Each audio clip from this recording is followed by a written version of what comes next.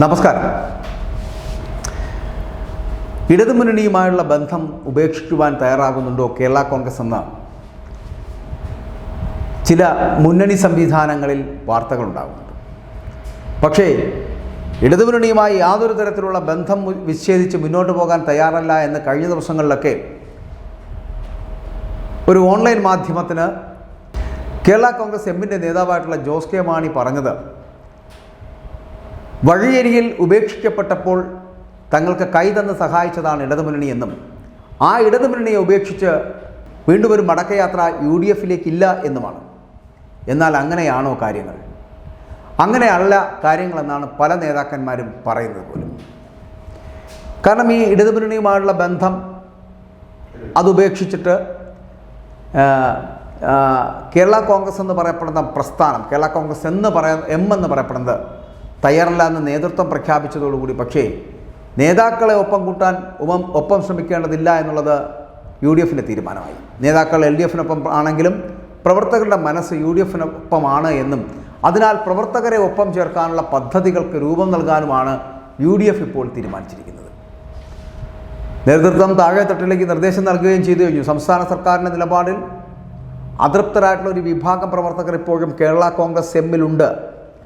അവരെ ഈ വരുന്ന തദ്ദേശ തിരഞ്ഞെടുപ്പിന് മുൻപായിട്ട് UDFിൻ്റെ ഭാഗമാക്കുന്നതിനാണ് ഒരു പദ്ധതി നടപ്പിലാക്കാൻ പോകുന്നത്. മധ്യനിര നേതാക്കൾക്ക് തദ്ദേശ സ്വയംഭരണ തിരഞ്ഞെടുപ്പിൽ അർഹമായിട്ടുള്ളൊരു പരിഗണന നൽകിയിട്ടാൽ അങ്ങനെയാണെങ്കിൽ കൂടിയും UDFിൻ്റെ ഒരു ഭാഗമാക്കാനുള്ള ഒരു ശ്രമം UDF നടത്തും. കാരണം അസംതൃപ്തരാണ് ചിലർ. കേരള കോൺഗ്രസിൻ്റെ അടിസ്ഥാന വോട്ട് ബാങ്കായിട്ടുള്ള ക്രൈസ്തവ വിഭാഗങ്ങൾ വന്യമൃഗങ്ങളുടെ ആക്രമണം മുതൽ പുതിയ മദ്യനയം വരെയുള്ള വിഷയങ്ങളിൽ സർക്കാരിനെതിരെ കടുത്ത പ്രതിഷേധത്തിലാണ് എന്നുള്ളതാണ്. പാലക്കാട് ബ്രൂവറി തുടങ്ങുവാനുള്ള സർക്കാർ നീക്കത്തിനെതിരെ പ്രക്ഷോഭം ആരംഭിക്കുമെന്നാണ് ക്രൈസ്തവ സഭകളുടെയൊക്കെ സംയുക്ത വേദിയായിട്ടുള്ള നിലയ്ക്കൽ എക്യുമെനിക്കൽ ട്രസ്റ്റിൻ്റെ ഭാരവാഹികളും KCBC ഒക്കെ മുന്നറിയിപ്പ് നൽകിയിരിക്കുന്നത് എന്നുള്ളതാണ്.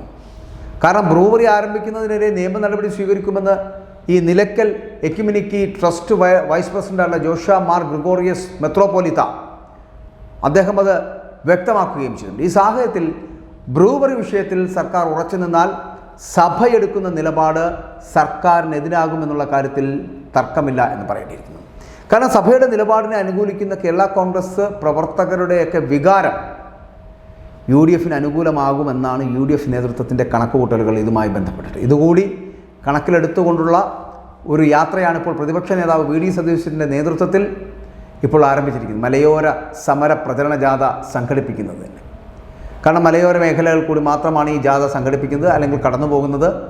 കണ്ണൂർ ജില്ലയിലെ ഉളിക്കൽ നിന്നും തുടങ്ങുന്ന ജാഥ തിരുവനന്തപുരം ജില്ലയിലെ അമ്പൂരിയിൽ ഫെബ്രുവരി മാസം 4-ാം തീയതി സമാപിക്കുന്ന തരത്തിലുള്ള ഒരു യാത്ര. കേരള കോൺഗ്രസിന് സ്വാധീനമുള്ള മേഖലകൾ കൂടിയാണ് ഈ യാത്ര സംഘടിപ്പിക്കുന്നത് എന്നുള്ളത് ശ്രദ്ധേയമാണ്.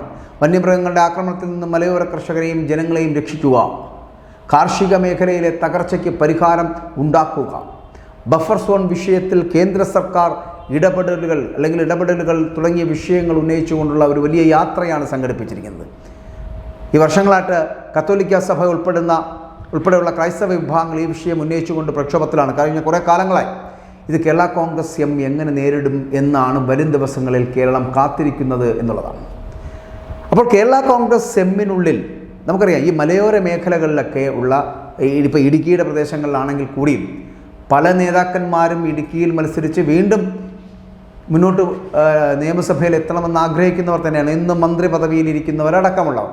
അപ്പോൾ കേരള കോൺഗ്രസ് എമ്മിൽ നിന്നുകൊണ്ട് തന്നെ എന്നാൽ UDFുമായി വലിയ ബന്ധം സ്ഥാപിക്കാൻ താല്പര്യം കാണിക്കുന്ന ഒരു വിഭാഗം നേതാക്കൾ ഇപ്പോഴും ഈ കേരള കോൺഗ്രസ് എമ്മിലുണ്ട് എന്നുള്ള കാര്യത്തിൽ സംശയമില്ല. അതുകൊണ്ട് തന്നെ സതീശൻ്റെ മലയോര യാത്ര എന്ന് പറയപ്പെടുന്നതിൻ്റെ തുടക്കത്തിൽ തന്നെ മലയോര മേഖലകളുമായി ബന്ധപ്പെട്ട് വരുന്ന നേതാക്കളെയും മലയോര കോൺഗ്രസ്സുകളെയും ഒക്കെ കൂടി ചേർത്തുകൊണ്ട് അല്ലെങ്കിൽ അതിനകത്തൊരു ഭിന്നിപ്പുണ്ടാക്കിക്കൊണ്ട് വേണമെങ്കിൽ പുലർത്തിക്കൊണ്ട് തന്നെ ഈ കേരള കോൺഗ്രസ് എമ്മിനെ വേണമെങ്കിൽ പുലർത്തിക്കൊണ്ട് തന്നെ ഒരു വിഭാഗത്തെ കൂടെ കൂട്ടി മലയോര മേഖലകളിലെ ക്രൈസ്തവ വിഭാഗങ്ങളെ കൈക്കുള്ളിലാക്കുവാനുള്ള വലിയ ശ്രമം കോൺഗ്രസ് നടത്തുകയാണ്. അതിൻ്റെ ഭാഗമായിട്ട് അതിൽ ചിലപ്പോൾ അവർ വിജയിച്ചേക്കാം.